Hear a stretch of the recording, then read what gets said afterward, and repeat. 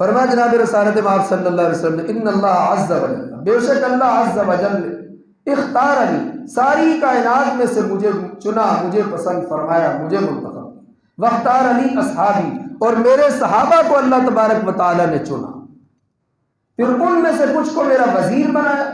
کچھ کو میرا سسر بنایا، کچھ کو میرا داماد بنایا۔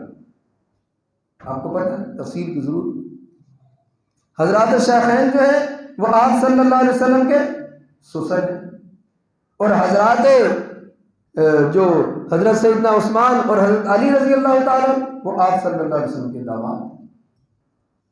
فرمایا لوگوں فمن سبہ، یاد رکھو جس نے میرے ان صحابہ کو،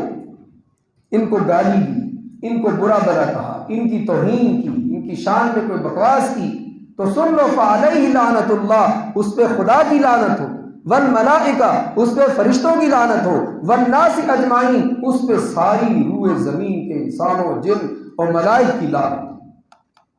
فرمایا لا يقبل اللہ منہ صرفا ولا عدلا، ایسے لوگوں کے اللہ تبارک و تعالیٰ قیامت کے دن نہ فرض قبول کرے گا، نہ نفل قبول کرے گا، نہ عبادت قبول کرے گا، نہ صدقہ و خیرات قبول